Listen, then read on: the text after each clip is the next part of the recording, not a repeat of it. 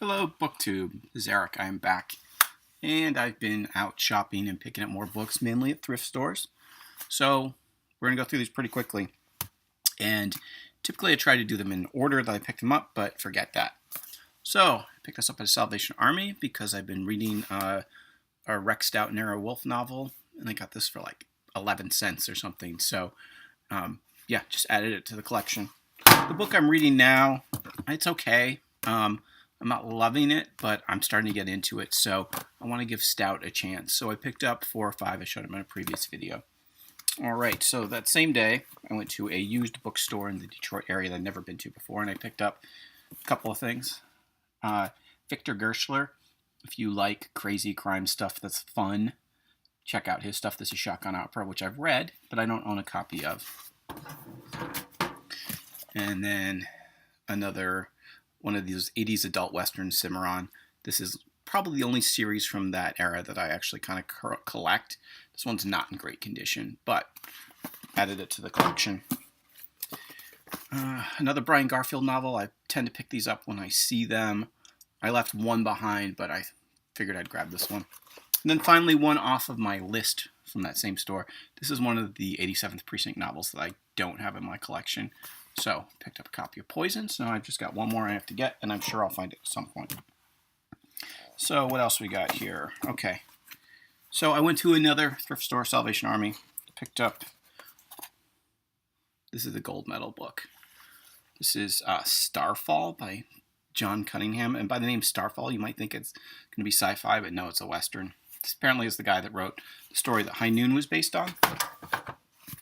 Picked up 3 early Mac Bolan Executioner books. So they're not in great condition, but I think they were 20 cents each or something. And these are readers' copies, definitely. All right, so then I had picked up Walter Wagner's Telephone with Charles Bronson, mainly because Bronson's on the cover. This is someplace else I picked this up. Sometimes I'm picking up like these 80s horror novels because of the covers. I have no idea what Claire McNally is, but somebody come and play. Sounded crazy. One of the things I wanted to talk about is this. So this is the Tor spine. I just showed I should have kept it up. I just showed the gold medal one. This is Avon. This is for McBain. When I'm shopping and looking through thrift stores and library sales, that spine and the logo on the spine, this is Bantam. Yep, that's what I'm looking for. This was another one I picked up. This is not written by Rex Stout, Nero Wolf. Here's Adele. This is a western. Looked kind of interesting. Picked up. Okay, so these ones I picked up today. I used to have all of these and I sold them off back in the day. I got Fire in the Ashes. Well, there's from Zebra Books. See if I can find one. These are all pretty well worn as far as the spines go. See if I can. That one's probably got the best logo right there. So those are like 80s post-apocalyptic men's action adventure novels. As I said, I used to have all of those and I sold them off. So I started picking them up again. Here's a Tor horror. This is Hugh B. Cave. It's another one with a crazy cover. I'm probably going to take that sticker off at some point. All right. Bear with me here. Just a couple more to go. One of my friends has been raving online about the Alfred Hitchcock Presents. So I found one of these for 50 cents. There's Adele. And you can see this is actually a smaller size than these 80s paperbacks. So that's another thing you can look for if you are going through thrift stores or going through library sales. And I also, I like these early 70s covers that they made for a couple, I think it's not just Ellery Queen. I'm sure I've seen some Perry Mason ones. I think Debbie Harry was in one. Charlotte Rampling was on one. But this one looked kind of cool, so I picked that up. And thin, I should add, and thin. All right. This is a nice copy of Michael Chabon's Yiddish Policeman Union. I have the hardback of this, which I read when it came out.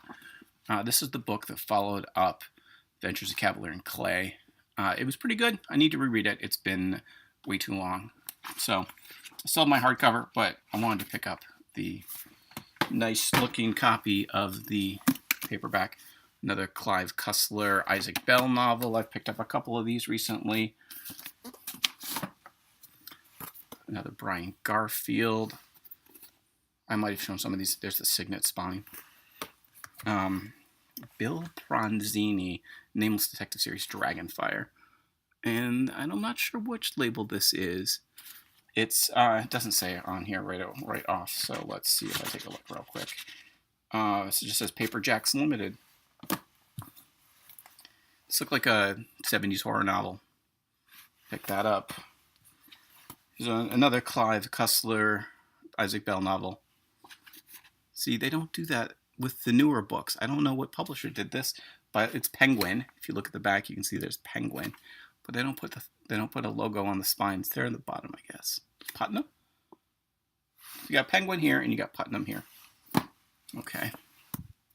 Harold Robbins, the Betsy pocket book. And then Elmore Leonard, The Hot Kid, and these nice trade editions. I think these are 20 cents each or something. Got The Hot Kid, and I got Up in Honey's Room. Picked up a Robert Parker. These hardbacks of this is from about 1990. And then finally, this looked kind of interesting. Conversations with female mystery crime writers. So, anyway, that's my recent haul. Thanks for watching. I'll leave comments, all that kind of stuff, and I'll talk to you next time.